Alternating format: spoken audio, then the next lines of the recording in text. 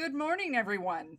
My dentist just dinged me, reminded me that I had an appointment, and I remembered that I had to turn off all my notifications. So, if you saw me moving the screen, that's what I was trying to do. Welcome, everyone. Glad to see everyone. Nina, I saw your question go by this morning.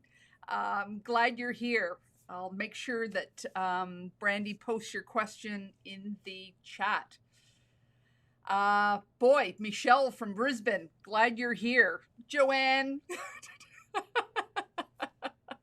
Joanne Vandermeer, she is one of my good friends, one of my sew sisters. And as I was decluttering my batiks, I know that batiks are her favorite. And it's just so funny how what one person loves, another person does not like to work with, and vice versa. Um, for every person that says they love orange, and I'm one of them, there's a whole cohort that doesn't like orange. And it just goes on and on. And that's the wonderful thing about quilting, is that there are so many ways that we can enjoy our craft. Hello, Dara from Texas, and Sandy from Wisconsin. Oh, Linda from Yellowknife. I'm wondering if you know Aaron Suliak. Mala from Louisiana. Danielle from Ottawa. Danielle. Sandra Gilmer. I think I've met you, Sandra, haven't I? Oh boy, look at everyone. So glad you are all here. This seems to be a better time for a Q&A, for getting people from all over the world. But glad you're here. I wish I had a map that I could just pin everybody's location in. It's just so amazing to see you. J.E. from Yorkshire, England. Kathy Klein from Illinois. Heather from Port Dover. I presume that's Port Dover from Ontario. Sherry from Florida. Holy mackerel, look at them. Oh, hi, Kathy. Kathy Clower from North Carolina. Kathy, did you ever start your YouTube channel? Anyways, so with every episode, everybody is always anxious to know how Mando is doing, and I want to share a photo with you. This is Mando patiently at my feet, and my grand dog, Archer, also at my feet while I hand sew. Now, I had walked them for about 3 hours before this, and that's why they're exhausted, but is there anything that warms my heart more than my grand dog and my dog? I hope you aren't bored by pictures of Mando.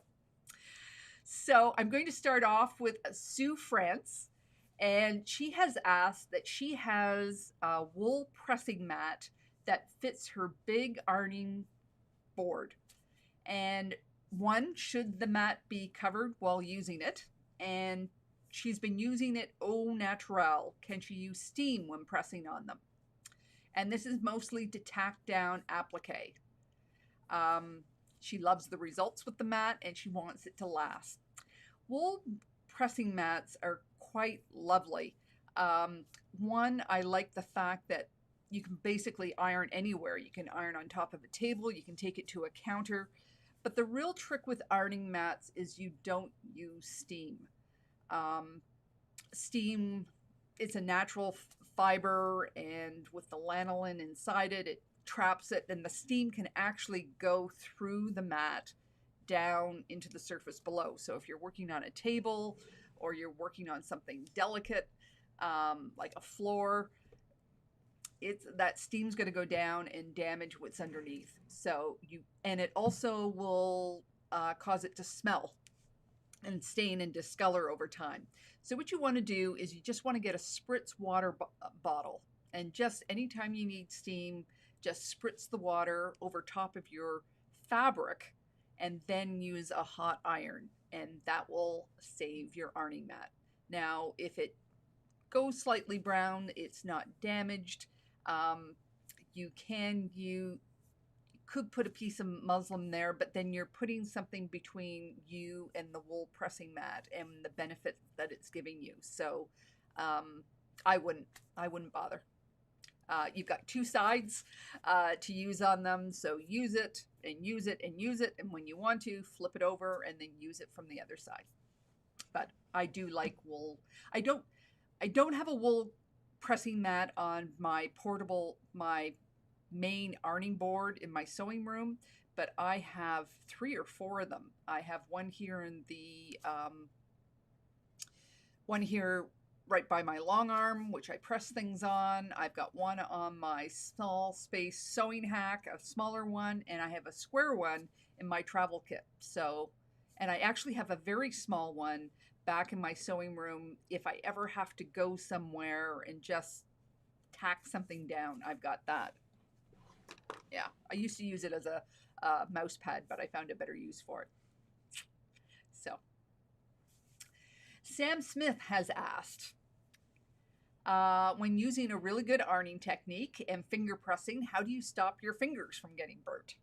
I find after setting my seams and using my fingers to piano dance up the seam, heat from the fabric starts to burn my fingertips. Am I doing the technique wrong? No, Sam, you're not. And there's no problem with just letting your piece cool down a bit. I often work with 2 or 3 pieces at the same time just to avoid that burning happening on my fingers. I have sensitive hands. And the benefit of setting your seam happens regardless of whether you're working with it hot or just a little less than hot. So, and it's made the fabric softer and more malleable so that you can roll it over better. But you can let it cool down for a couple of seconds so you're not burning your fingers. Monica has asked, I believe it's Higble. Monica Higble. What's a favorite dinner recipe that whips together fast so that you can sew all day? Well, I've gone one step better than that, and I've trained other family members to do the cooking. So my son loves to cook, and so I may cook 1 meal a month now. And my husband make 4 or 5, but because I'm often working in the evenings, somebody else is making supper.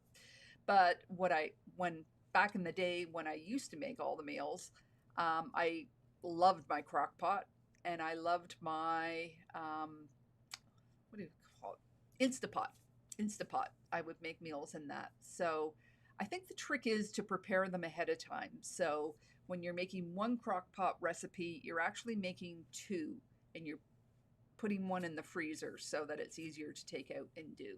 But yeah, my crock pot was my friend. And what we do a lot now is we use HelloFresh. This isn't sponsored, but I use HelloFresh. It has made, everybody loves the meals. Anybody can start a meal at any time, depending on who's busiest, and all the ingredients are there. So we've been really enjoying HelloFresh.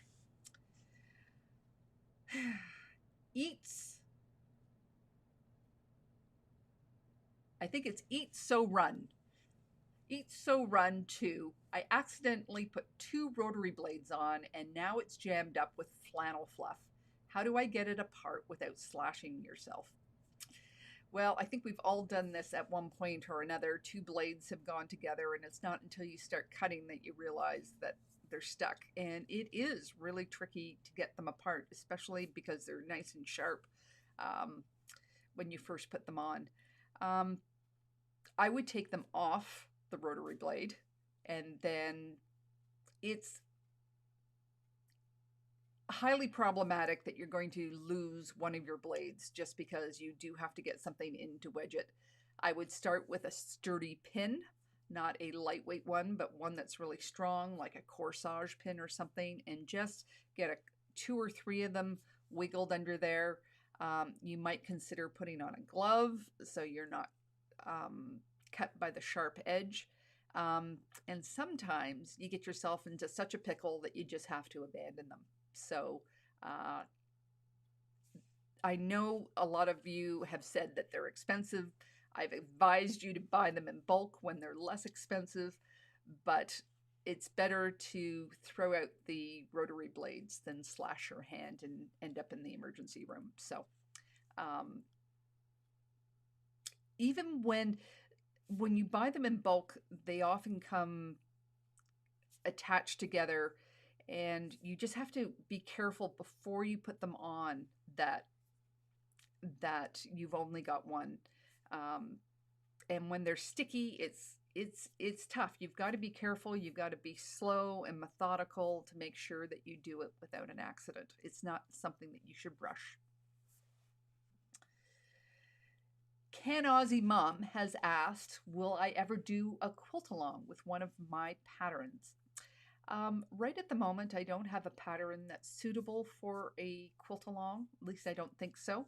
I am doing John's at Art East Quilting Co. I'm doing his trending quilt along.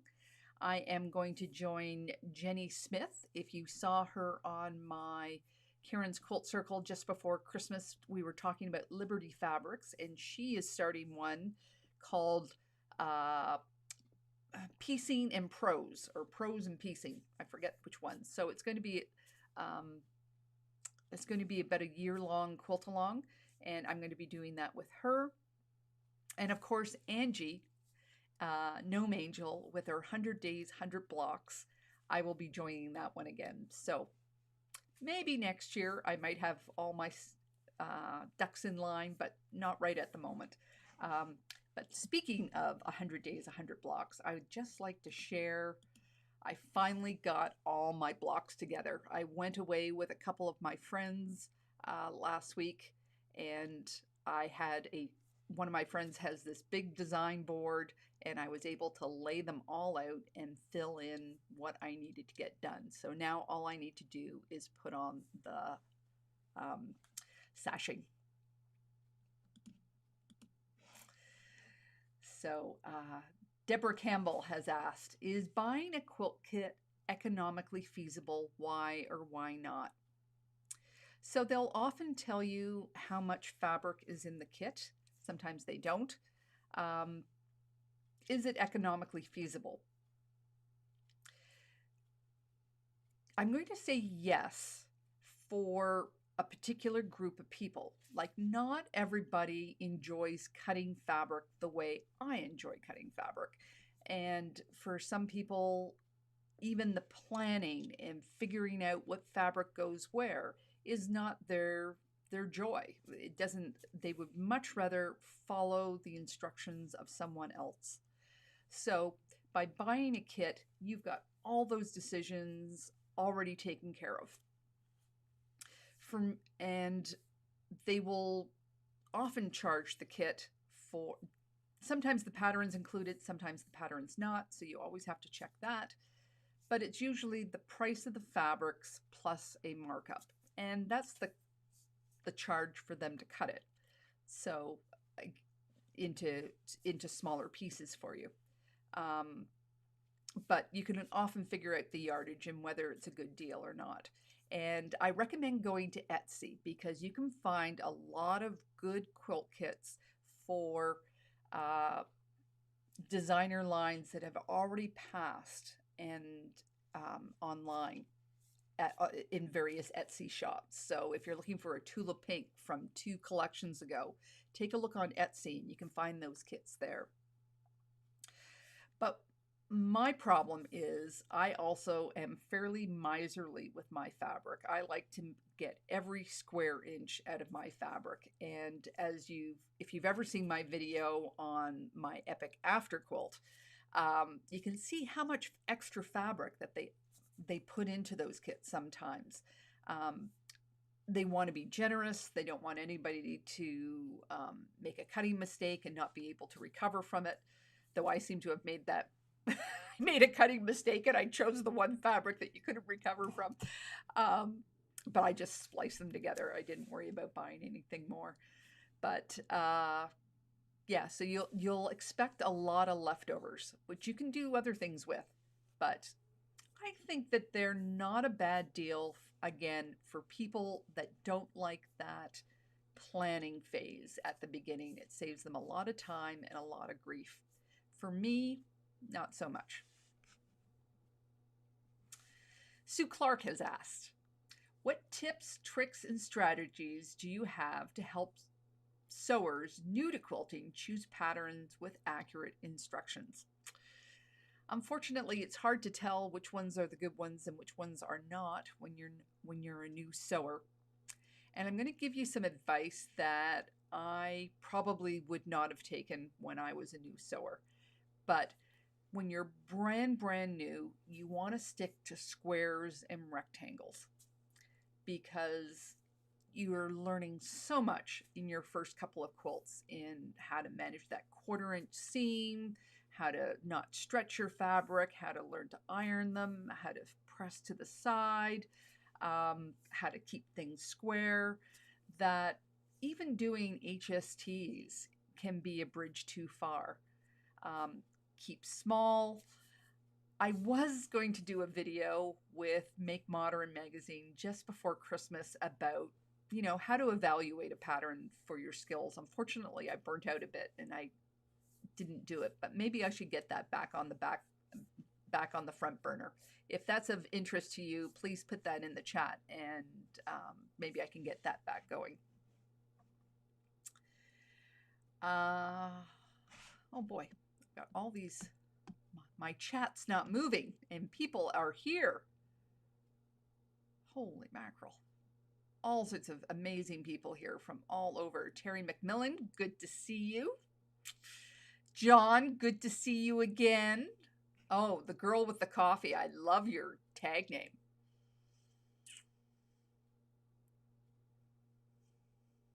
Yeah, excellent. Love to see you.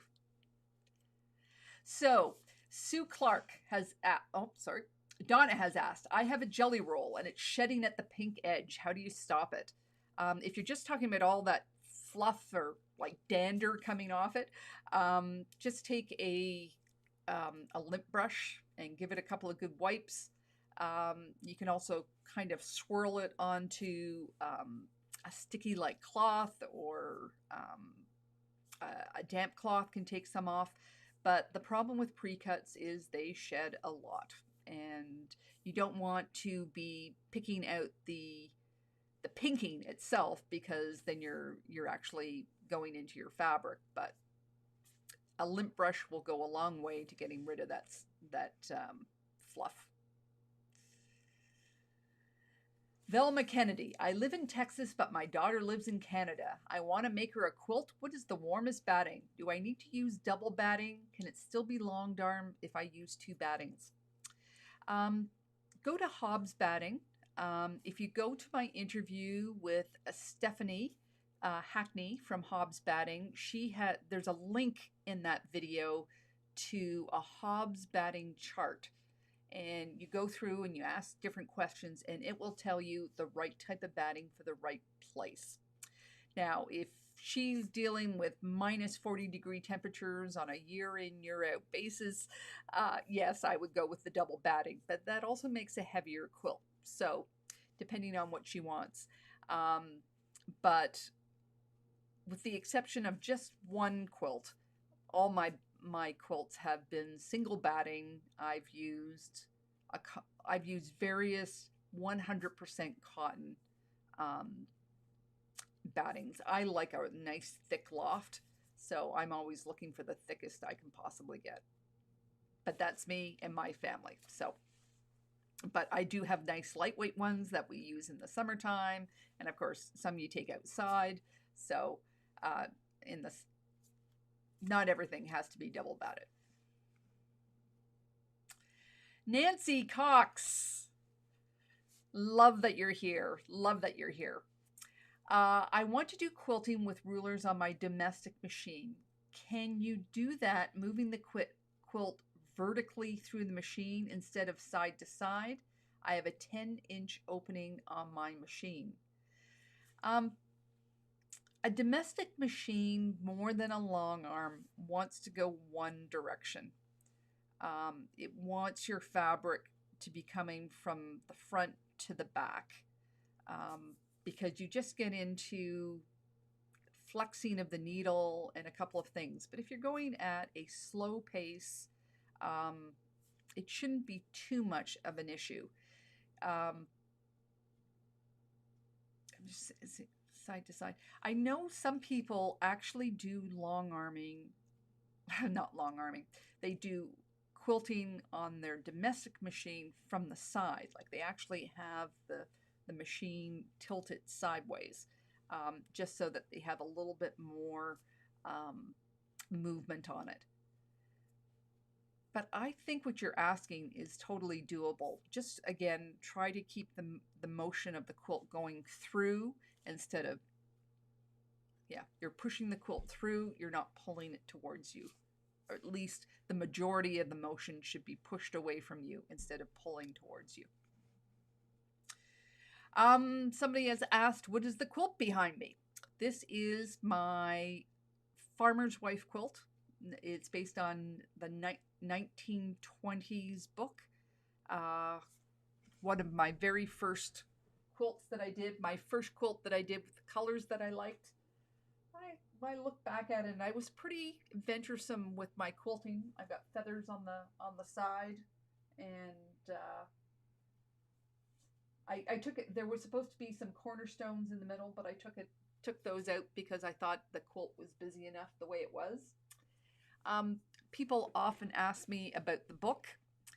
The book was published in a time, I think they were really paranoid about people stealing patterns. I mean, there's a lot of quilters that do that. They photocopy books, they take pictures of books, and they don't compensate the designer. And this particular time, people, the books were coming with CDs, and in the CDs, you downloaded a document that had all these templates for each one. The problem is it had one template per page. So what comes with it is like a 200-page document, and on one page, like an 8.5 by 11, it has a 1-inch square. And then on another one, it will have a half of a 1-inch square. And you can see how ridiculous I think this is. So I just learned to do that by the math. I took a class with Joanna Masco down at the workroom. I think she has relabeled her class. I'm hoping, because we're all opening up now, that she'll run it again. I think it's called the Sampler Boot Camp or something like that. Anyways, it's much easier to do that with the math than following the templates in the book. There was a couple of other books at the same time. Like she's done about 2 or 3, but there's some other quilt designers from the same publisher that did it the same way. So figure, if you're interested in it, just know that you're going to have to do math. Nina Peters. My question, how often should you replace your rulers? I've been using the same 6 by 24 inch ruler for 15 years. It still seems good, but just wondering if you should replace it. It's not a time question. It's whether, which shape it's in. So we all use, some people are harder on their rulers than others. Some people are clumsy like me and have a tendency to drop their rulers, and you end up with corners knocked out and things like that. So the answer to that is quite simple. You replace your ruler when it no longer gives you the cut that you want from it. If it's not cutting straight, or you can't get those sharp corners from it, then it's time to replace it. And you're possibly like me as well, if you've been quilting for 15 years, is that your taste has changed in your rulers. So you may continue to use your 6-inch ruler, but I have moved from my 6-inch to an 8.5-inch wide, because I find the majority of my blocks that I like to work with finish at 8 inches. And it just gives me a bigger width. I also really like the 18 by 2.5. Previous to that, my favorite was a 6 by 12. And you also find that different manufacturers have different markings on them or different grips on the bottom. So sometimes you end up buying a new ruler because there's just something that's going to work better for you. But replace a ruler that no longer cuts a straight line or a crappy corner. Now, I actually have seen people use, like, a ruler might break and then they end up using the smaller piece of the ruler for something. As long as the ruler gives you accuracy, you can keep it. Maple Country has asked, can I talk a bit about storing odd-sized pieces of fabric? I have many quarter yards and half-yard pieces that have little pieces cut out of them. How do you store large cuts of fabric? I am working, honestly, I honestly am working on a video on fabric storage, which I can answer more of those big questions. For me personally, I trim all my pieces down. Like if I've cut out pieces, I will trim them down so that I have a clean square and those cutoffs go into my scrap bin. That's how I handle them. And you'll find that there's a sweet spot for fabric that you like to use. So some people don't use anything less than a fat quarter. Some people don't use anything less than a half yard. So if it's less than that, it's going into your scrap pile. So when you are looking at your fabric and storing your fabrics, you're trying to come up with a solution that you can see them all, you can store them easily, and basically they're usable. So I'll go into that in a lot more detail in the video, but I would think about that. I will have a folding hack so that you can fold all your fabrics to the right size that you need. And unfortunately, I can't show it to you. I just don't have the space or the props to show you how to do that right here. But stay tuned because it's definitely, I'm working on it right now. Donald Stevens, do I have any foundation paper piecing tips? I don't know your level. If you are just starting, use a smaller stitch. Get yourself a seam roller. Violet Craft has one. Maybe Brandy could put a link to that in the notes. Save yourself a heck of a lot of time. Also get yourself the add a quarter ruler, but you can also make one out of your own ruler by just getting some washi tape and making, like a masking tape ledge at the 1/4 inch mark, and that will save you some grief. And when you print it on a lightweight paper. So I like to buy the doodle pads from weight paper that you can find. I like to buy doodle pads from the dollar store, and I will print on those. So that's where I would go. And from there,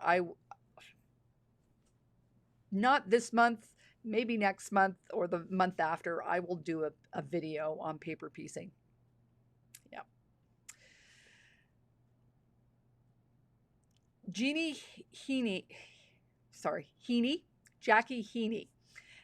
says, I love my precuts, but my question is to starch or not to starch. I've seen people starch 5-inch squares. Is life too short for that? To me, it's not about the size of the piece, whether I starch or not. It's the purpose. And unless I am doing a bias seam, I rarely starch. Now, I know there's people out there that starch everything. So part of it is your tolerance to it. If you really like that really crisp fabric, you just have to be, the whole thing about washing and shrinkage and steam shrinkage and things like that. I think if you're using Precuts, those are not the type of quilts that you're making that you need that kind of precision in. If you're cutting them into HSTs, if you're cutting them into hourglass blocks, I possibly would, but it's your tolerance level. Okay, we're just at the 30-minute mark. Before I go in any farther, I know there's a couple of people that were asking me, sent me emails the other day asking me about my Alaskan cruise. So if you have any questions about coming to Alaska with us, you just go to my website. There is a page. You'll see it on the front screen, the home page. Just click on that link, and here you can request a brochure, you can book it, or you can ask a question. We have over 30 people on the cruise already, and I just sent out my course announcements this week. And yeah, really looking forward to it. We were planning it a year ago, and I'm beginning to go, oh, I need clothes. We've had a couple of Zoom meetings already, so we've been able to meet some of our fellow travelers, and I cannot tell you how excited I am to get going.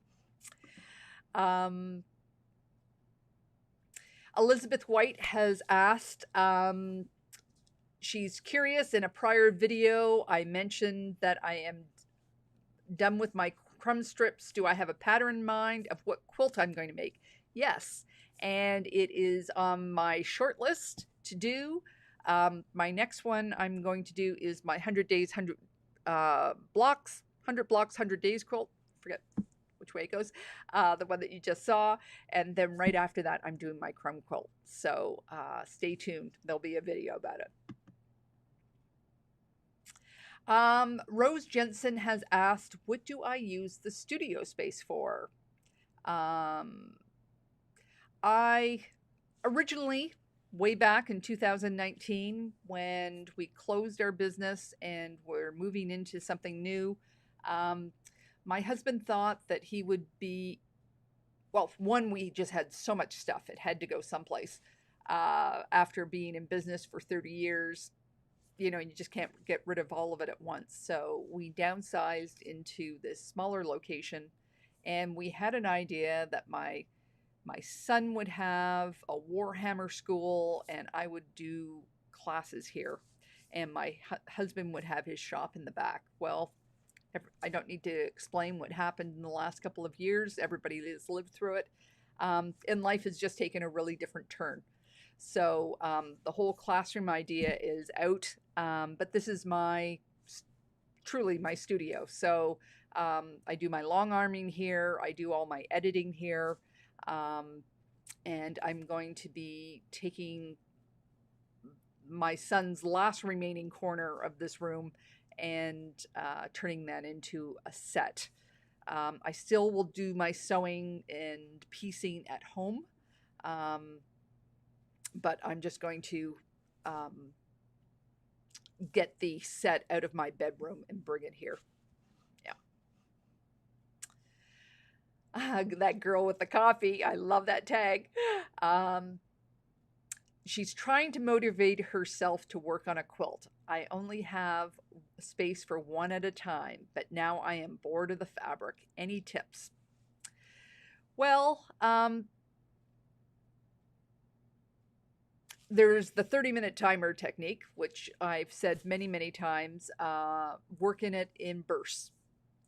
The other thing you can do is to put other bright items around you. I do find that there is a really mucky middle to making a quilt, where you are, the excitement of the beginning and the cutting and everything is past, but you're still not close enough to the end to feel that momentum. So try working through it with a 30-minute timer. And you can start planning your next quilt, getting ideas, and that's a very important part of the phase before you actually do any cutting and get that out. But you can be thinking about it, you can be drawing it, you can be sketching your ideas, you can be planning. but try to make a commitment to work on it as much as you can in these 30-minute increments, and before you know it, you'll get through that mucky middle and you'll feel the end is near. And there's nothing like the joy when that binding goes on and you see all your work and all your mistakes disappear. All the mistakes disappear once you get the binding on. It's just amazing. But that mucky middle is pretty challenging to get through. If you only have space for one, that is my strategy. If you have space for two, I would alternate them back and forth, again with a 30-minute timer. Yeah. Oh, Sue, I believe it's Sue. Size 67, ooh, I guess it's supposed to be Sue, is doing a double wedding ring. The curves are so slow. Do I have any tips? Well, there's a reason why people don't do a lot of double wedding rings. It is a slow process. You've got to go carefully to make sure that you don't stretch your fabric, you get the right curves, and it is a demanding quilt, and it was a sign of a good quilter. Like, it was a real, let's say, a check off the bucket list for, there was a reason, like, what's the story? A woman had to have a wedding, double wedding, when she had a double wedding ring quilt, she could get married. Like, that was just a real status symbol and an achievement, a real, so unfortunately some things cannot be rushed, and unfortunately I have not done one, so I can't give you any particular tips, but again, slow and steady will always win, and you can try alternating it with some other things to just relieve the boredom and the monotony of it. Linda Klatt has asked, I plan a quilt coat and will be making the quilts specifically for this purpose. My heart skips a beat when I see the trend of people cutting up perfect vintage quilts to use as material. My thoughts. Well, I know Mary Fons has weighed in on this, and I think the real pain of that is that people don't know what they're cutting up. But Elaine Simon had some other good uses for vintage quilts, you know, taking a piece and framing it, or putting a border on it and framing it and memorializing it. But it's really, I don't want old quilts cut up to be used in quilt coats. Like, it's just, if something has survived that long, it is somebody's legacy, and I think it should be respected as some of their work. But not all my quilts are legacy quilts. So, you know, I think there's exceptions to the rule, but I think people should be thoughtful and mindful of who the maker was before they cut it up. Because, as we all know, fashion is not forever.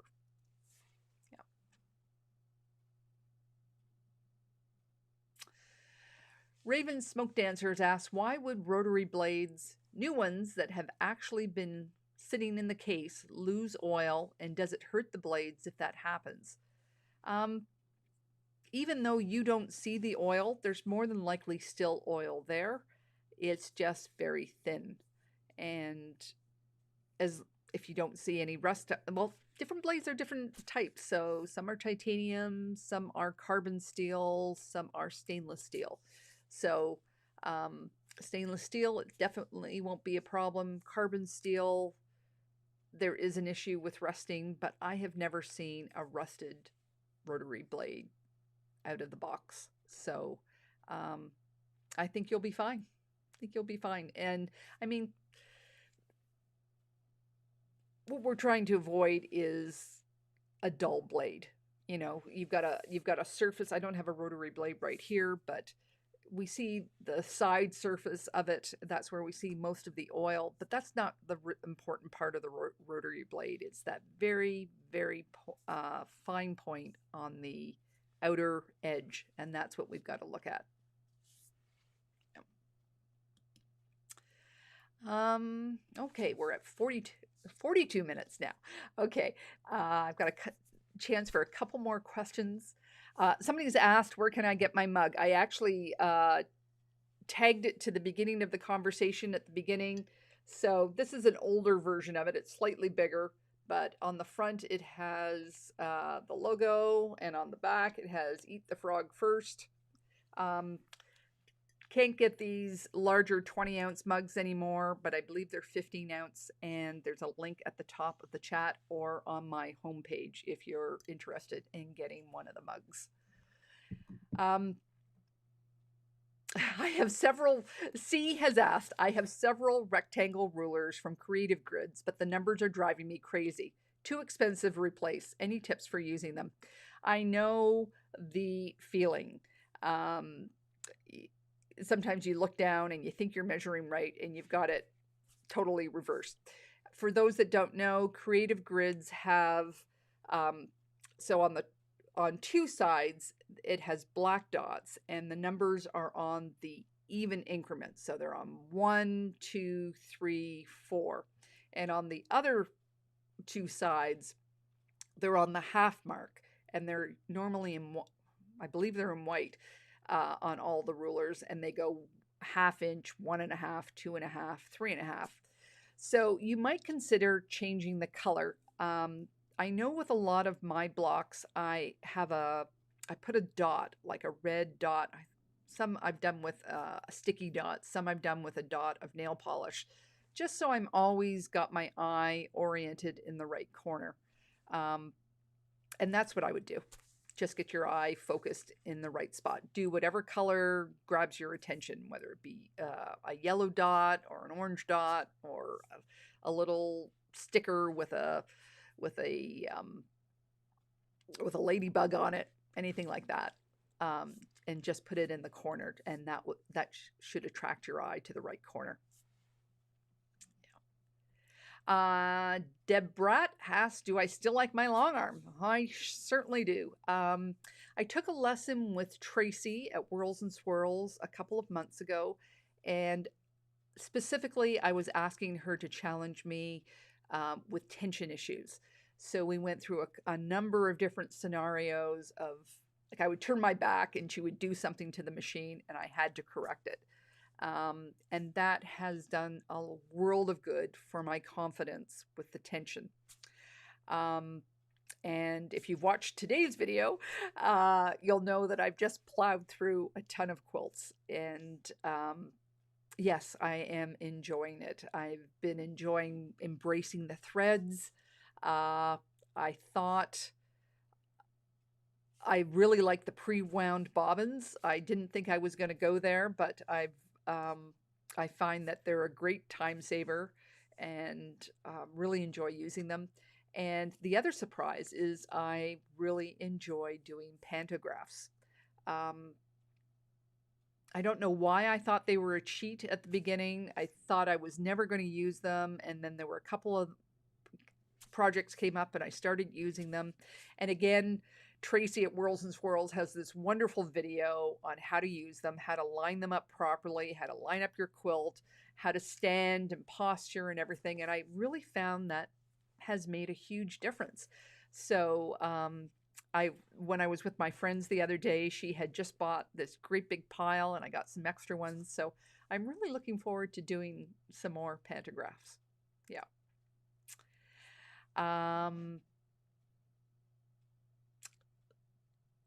Okay, and somebody has been asking about the blade sharpener, the rotary blade sharpener. If you go to my video on, I believe it's the Quilt Coach episode 5 or 4, or was it cutting mats, or was it cutting? I think it's cutting mistakes. You'll find the blade sharpener links in there.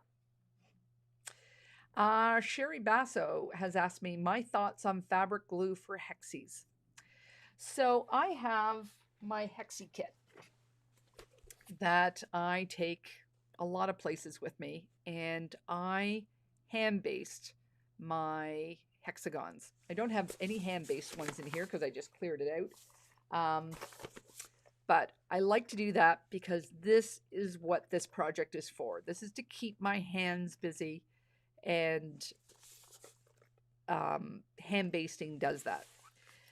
However, on my new hexagon Millefiore and a couple of other paper piecing projects that I've done, the pieces are not hexagons and they're bigger pieces, and those ones I all glue based. So there's a couple of different ways that you can go with glue. You can buy the official glue sticks. They're blue. The advantage to those ones is they're the right head size and they go on fairly seamlessly. The downside to them is they're more expensive and they do dry out. A cheaper alternative is a glue stick. Just the ones that you buy from the dollar store. Just a glue stick, and you can use those. The disadvantage with these ones, the advantage is they're inexpensive, but they will dry out. And the problem is that they've got these really big heads on them. So that's probably twice the size that you would have in one of the paper piecing glue sticks. And I actually prefer to use the purple. This comes in a purple type, and I prefer to use the purple one. I find it works a little bit better. So I use both, and I think there's no problem using them. Always glue your paper, not your fabric, and you'll find that your fabric releases from the glue a lot easier. If you glue the fabric, then the paper, you'll probably find more paper is left on the fabric, but it'll be thin, and that stuff comes out in the wash. Yeah. And what else is there? Just as a review of my last videos that I've done, this past month I started a series on maintenance. So I did how to stop a leaky iron. I also did a video on cutting mats and what you need to know and how to keep them clean. I also did a video on advice on how to make more quilts. And if you don't watch it, just know that it's not about quantity. And today's video is the truth of whether I really decluttered my batiks. I hope you have fun watching it as much as I did it. And I have 2 Karen's Quilt Circle interviews in the past month. I did one with Levy. She is the executive director of the International Quilt Museum in Lincoln, Nebraska. I absolutely love that talk. Talk about doing a deep dive into the love of quilting. And definitely on my bucket list. Need to do some nice big event in Lincoln, Nebraska to get us all there. And I also interviewed Samara Kaja, and she is this wonderful, whimsical, wacky surface designer, and she's got all sorts of wonderful patterns over on Spoonflower. I mean, if you want a Superman cape or you want a mermaid tail, she's got all that stuff covered. And she used to be a member of my Toronto Motoring Guild, and I just miss her so much. She just has this wonderful sense of humor. But I was glad I was able to meet up with her again. Denise Mead said the talk with Leslie was terrific. I agree. I think she is I'm just so pleased that she is leading that army of people that she has. And I cannot wait to see the red and white quilts. The red and white quilts in New York City, that whole exhibit, I just missed it. Like, I was just beginning to quilt. And of course, by the time I arrived at Quilting, the books were already made, and it was already this event that people wish they had gone to. And all those quilts have gone to Nebraska now. and just cannot wait to see what they do. And I love, if you take a look at one of their virtual exhibits, I just love the way that they have the quilts displayed. And yeah, I really, really would like to get out there.